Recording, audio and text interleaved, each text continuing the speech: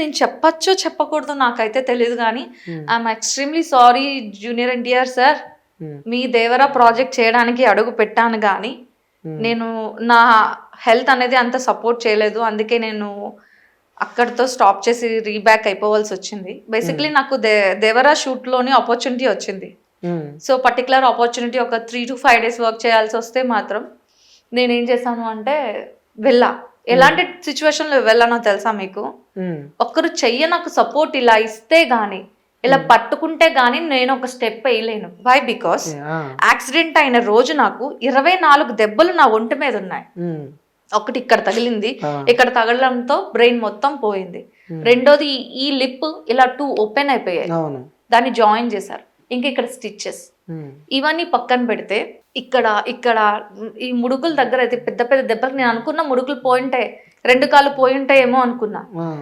అలాగ ఒంటి మీద 24 దెబ్బల్లో లెఫ్ట్ లెగ్ అనేది కంప్లీట్లీ ఇంజూర్ అయిపోయింది, Okay. బ్రేక్ అయిపోయింది. Hmm. ఆ సిచ్యువేషన్ లో నేను ఇంక లెగిసి ఏం నడవగలుగుతా? అవును. అలాంటి టైంలో కూడా మెడిసిన్ యూజ్ చేస్తూ యాక్టింగ్ కోసం ముందడిగేసి వెళ్ళిపోయా దేవరా షూట్ కి. వెళ్ళారు షూట్ కి? వెళ్ళాను, షూట్ కంప్లీట్ అరకు చేశారా? వెళ్ళాను. Ah. సో కానీ ఫస్టే నా ఒక మెంటల్ ప్రాబ్లం ఏంటి, నా సిచ్యువేషన్ ఏంటి, నేను ఏ రకంగా ఉన్నాను అనేది వాళ్ళకి చెప్పా. Hmm. చెప్పినప్పుడు వాళ్ళు ఏమన్నారు అంటే, ఏం పర్లేదండి రండి మేము చూసుకుంటాం అన్నారు. కానీ దేవరా షూట్ వాళ్ళు కాదు, Hmm. హూ విల్ కేర్, మమ్మల్ని ఎవరైతే ట్రీట్ చేస్తున్నారో Okay. వాళ్ళన్నమాట. కానీ దేవరా షూట్ వాళ్ళైతే కాదు. They are very good, perfect. Yes. కానీ కోఆర్డినేటర్స్ ఉంటారు కదా, Hmm. అందులో ఒక చిత్తనా కొడుకులు కొంతమంది ఉంటారు, Hmm. పేరుకే కోఆర్డినేటర్స్ అని ట్యాగ్ లైన్లు తగిలించి ఉంటారు కదా, దీనికి పనికిరారు కొందరు. కోఆర్డినేటర్లు. కొందరు, అందరూ Yes. కాదండి, Ah, okay. చాలా మంది మంచి వాళ్ళు ఉంటారు, Hmm. డెడికేషన్ తో వర్క్ చేసిన వాళ్ళు కూడా ఉంటారు. Hmm. అలాంటి కోఆర్డినేటర్స్ పట్టించుకుంటానని చెప్పి అక్కడ తీసుకువెళ్ళి ఫుల్ 1 డే అంతా కూడా దేవరా షూట్ నేను కమిట్ అయ్యాను, సీన్స్ కూడా కమిట్ అయిపోయాను, చేశాను దేవర మూవీలో. దేవరా మూవీ. ఓకే. నాకు ఇంకా ఫైనల్ గా ఈవినింగ్ ఏం చెప్పారు అంటే, పేకప్ అయిపోయిన తర్వాత ఇదే కాస్ట్యూమ్, ఇదే ఆర్నమెంట్స్, మీరు రేపు మీరు జస్ట్ మీ రూమ్ నుంచి వేసుకొచ్చేయండి మేడం అన్నారు. అంటే సీన్ కమిట్ అయినట్టే కదా. కానీ ఆఫ్టర్ 6 మా కోఆర్డినేటర్స్ ప్రాపర్ గా మమ్మల్ని రిసీవ్ చేసుకోకపోవడం వల్ల what is my situation? Yes, అవును. ఒక హ్యాండ్ ఇస్తే గానీ నడవలేని సిచ్యువేషన్ లో అవును. నాకు ప్రాపర్ గా రూమ్ ఇవ్వకపోవడంతో 2 hours 3 hours నించొని ఉండిపోవడంతో నా 2 కాళ్ళు ఇంతింత వాచిపోయాయి. వా. ఇంతింత వాచిపోతే నేను తట్టుకోలేకపోయాను. ఇంకా నాకు పేషెన్స్ లెవెల్స్ లేదు. ఓకే. నేను ఇంకా దేవరాకి గుడ్ బై చెప్పేసి రావాల్సి వచ్చింది.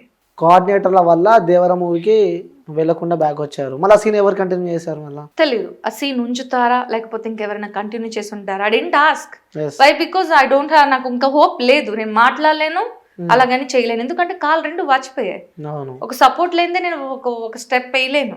అలాంటి సిచ్యువేషన్లో కూడా హ్యాండ్స్ అప్ చెప్పాలి మేడం. మీరు అలాంటి సిచ్యువేషన్ ఉన్నా కూడా యాక్టింగ్ చేశారు అంటే, ఆ కోమలో ఉన్నా కూడా యాక్టింగ్కి సంబంధించి ఆ వైబ్ ఈరోజు నన్ను ఇక్కడ తీసుకొచ్చి కూర్చోబెట్టింది.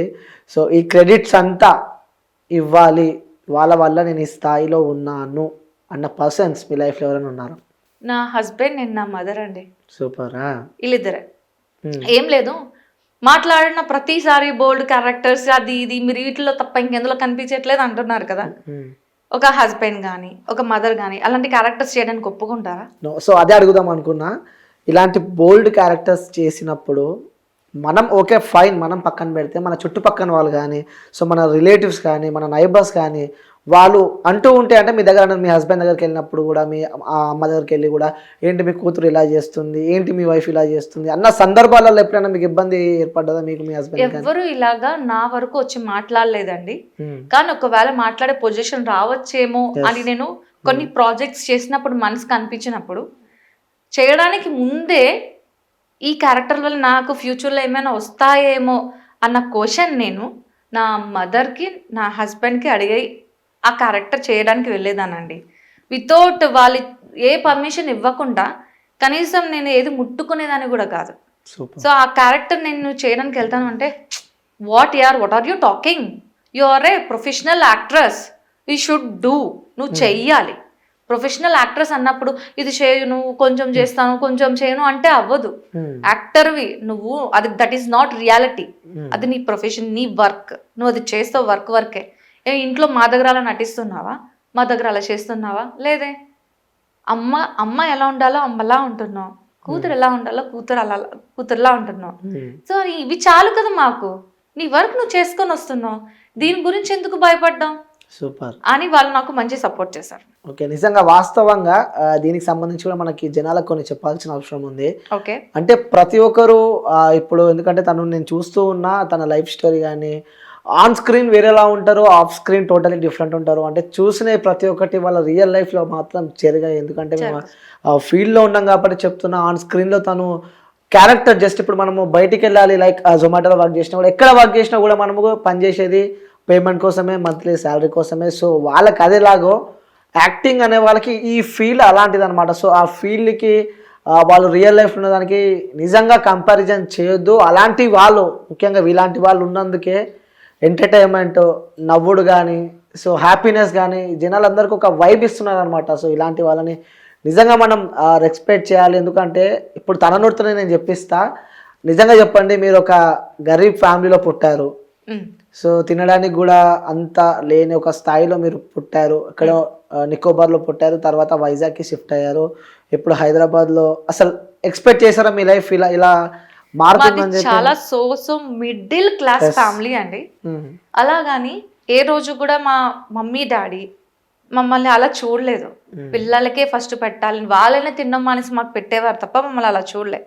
అలాంటప్పుడు నేను ఎలా డెసిజన్ తీసుకున్నానంటే, వాళ్ళనే తీసుకొని వాళ్ళనే చూసి నా కొడుకుని నేను పువ్వులా చూసుకోవాలి అంటే నేను ఒక వర్క్ చేయాలి, నా హస్బెండ్ కూడా ఒక వర్క్ చేస్తేనే కదా మనం వాళ్ళని మంచి వేలోకి తీసుకొని వెళ్ళగలుగుతాం అని చెప్పి, దానికోసమే వాడిని చూసుకోవడం కోసమే నేను ఈ ఇండస్ట్రీని చూస్ చేసుకున్నాను. యాక్టింగ్ అంటే నాకు చాలా ఇష్టం. అలాగని పెళ్ళైపోయిన తర్వాత కొడుకుని ముగ్గురిని ఫ్యామిలీని వదిలేసి ఎలా రాగలుగుతాను? అయినా కూడా ఎందుకు వచ్చాను అంటే, ఫ్రమ్ మార్నింగ్ 6 to నైట్ 7:30 8:30 వరకు లంచ్ బాక్స్ రెడీ చేసుకుని వెళ్ళిపోయి బ్లా బ్లా బ్లా బ్లా వర్క్ చేసుకుంటూ మళ్ళీ హెడేక్ వచ్చి ఇంటికి వచ్చి పడుకొని ఇదే వర్క్ అయితే ఎప్పుడు ఫ్యామిలీకి మీ ఇంపార్టెన్స్ ఇవ్వగలుగుతారు? ఎప్పుడు ఫ్యామిలీకి మీ లవ్ చూపించగలుగుతారు? అంతే కదా. సో అప్పుడు నేను ఒక డెసిజన్ తీసుకున్నా, ఏం లేదు, ఒక ప్రాజెక్ట్, ఒక సినిమానో సీరియల్నో ఏదో ఒకటి ఒక 10 to 15 days చేస్తే, ఫ్యామిలీని కూడా పట్టించుకోకుండా 10 to 15 days చేస్తే మినిమం అమౌంట్ అయితే పక్కా వస్తుంది కదా. ఆ అమౌంట్ చాలు, మిగతా 15 రోజులు సంతోషంగా ఆనందంగా చూసుకోవచ్చు, వాళ్ళతో గడపచ్చు అని చెప్పి ఈ ఫీల్డ్ చూస్ చేసుకోవడం జరిగింది. పైగా చాలా మంది ఏమంటారు అంటే, ఇష్టం కొద్ది చేస్తున్నారేమో అంటారు, కానీ ప్రతిది కూడా అందరూ ఇష్టంతోనే చేస్తారు. నేను ఇష్టంతోనే చేస్తున్నా, కానీ కొంచెం ఇది నేను జాబ్ లాగా ఫీల్ అవుతున్నాను, డబ్బు కోసం. తప్పదు, దీని తప్ప మీకు వేరే లైఫ్ లేదు ఇక. అంతే కదా. ఇప్పుడు జాబ్ నాకు దొరకలేని పొజిషన్ అయితే కాదు, ఆమె బీటెక్ గ్రాడ్యుయేట్. సో నేను ప్రొఫెసర్ గా వెళ్ళాలన్నా వెళ్ళొచ్చు, లేదా సాఫ్ట్వేర్ జాబ్స్ చేసుకోవాలన్నా చేసుకోవచ్చు, ఏమైనా ఆప్షన్స్ ఉన్నాయి. కానీ చెప్పాగా, మార్నింగ్ 6కి లంచ్ బాక్స్ పట్టుకొని వెళ్తే రాత్రి 7:30కి ఎందుకో వస్తాము, టైర్డ్ అయిపోయి ఇంట్లోని రెస్ట్ తీసుకోవడమో లేకపోతే ఏదో పనులు చేసుకోవడమో తప్ప ఎక్కడ నీ మొగుడికి నీ ప్రేమను చూపించగలుగుతావు? ఎక్కడ నీ కొడుక్కి నీ ప్రేమను చూపించగలుగుతావు? అందుకే 15 రోజులు ఇలాంటి ప్రాజెక్టులు చేసుకున్నా మినిమం రావాల్సిన అమౌంట్ వస్తుంది. అమౌంట్ తీసుకొని వెళ్ళి తినిపించచ్చు వాళ్ళకి. అంటే ఇప్పుడు ప్రజెంట్ సాఫ్ట్వేర్ చేసేవాళ్ళు వాళ్ళకి ప్రేమలు లేవు అంటారు. నేను లేవు అనట్లేదు, నేను 100కి 200 500 చూపిద్దాం అనుకుంటున్నా. అంటే వాళ్ళు 100కి 100 చూపించగలుగుతారు, చూపించాలనుకుంటే ఎలాంటి ప్రేమలు? ఏం లేదండి, నాకు ఇప్పుడు మీరున్నారు, మంచిగా మాట్లాడుతున్నాము, లేకపోతే మంచి ఫ్రెండ్స్ అయ్యామా, నాకు తినిపించడం ఇష్టం. ఓకే, అది ప్రేమే కదా, తినిపిస్తా. అలా నాకు పిల్లలకి కానీ నా హస్బెండ్కి కానీ పోతే ఎవరైతే నన్ను కావాలనుకుంటున్నారో వాళ్ళకి తినిపించడం అంటే నాకు చాలా ఇష్టం. సో అది ప్రేమే కదా. కానీ తినిపించడం కదా ఇంట్లోనే బయటన చేయకూడదు అంటే నేను చేయడం మానేను. నేను చూపించాలనుకుంటుంది 500% లవ్, ఎవరిని నేను పట్టించుకోను, బయటనైనా తినిపించడానికి నేను రెడీ. ఓకే, స్ట్రాంగ్ ఉమెన్ అంటారు. ఎస్, మీకు ప్రేమ వస్తే తినిపిస్తా అని చెప్పారు, కానీ మాకు ప్రేమ వస్తే ఎట్లుంటో చూపించాలా? హౌ? అది కూడా పర్టికులర్ ఈ పొజిషన్ లో మనది ఎప్పుడు అనుకోకుండానే ఉంటది. ఓహో, ఏంటది? చూపించాలి. ఎస్, షాక్ కావద్దు. మరి ముందే చెప్తున్నా, నో ఏమైనా నాకు సంబంధం లేదు. వాట్? మీరైతే ఓకే కదా? ఎస్ సో ఏం ఇచ్చినా తీసుకోవాలి మీరు, యా వాట్స్ దాట్ ఏం పోషణ తాగాలి, యు మేన్ ఏది పోషణ తాగాలి, అది ఆల్కహాల్ కానీ లేకుంటే ఏదైనా సరే, ఎందుకంటే మా మర్యాదలు అట్లుంటాయి. ఆల్కహాలా యా ఏదైనా ఇస్తా నేను, ఆల్కహాల్ ఇస్తా, ఏదైనా ఇస్తా, కానీ What స్ట్రా are you అయితే ఇస్తా. talking? యా స్ట్రా ఓకే, అయితే మీరు ఇస్తా. అంత ప్రేమతో ఇస్తున్నారు కాబట్టి తాగడానికి రెడీ అవ్వాలి కానీ మీకు ఒక విషయం చెప్పాలి. చెప్పండి. ఆల్కహాల్ అంటే నాకు అస్సలు పడదండి, నాకు స్కిన్ అలర్జీ ఉంది. ఓకే. కానీ ఆల్కహాల్ అంటే పిచ్చి నాకు. ఓ ఏం చేస్తాం, ఆ. డాక్టర్ నాకు సరే చెప్పారు. మన కోసం మీరు ఈరోజు తాగుతున్నారు అంతే. ఆహా. పక్కా ఇదైతే ఇబ్బంది పడకండి, స్ట్రా కూడా ఇస్తా.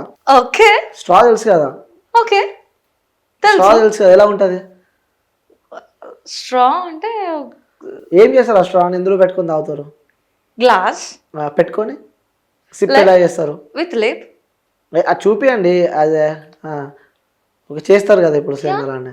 సో ఒకసారి అన్న, మా ప్రేమలు అలా ఉంటాయి అన్నమాట, ప్రేమలు ఆప్యాయతలు. ఓ మై గాడ్, యా మీకోసం స్పెషల్గా, అంటే మా ప్రేమ మేము వెంటనే చూపిస్తాం.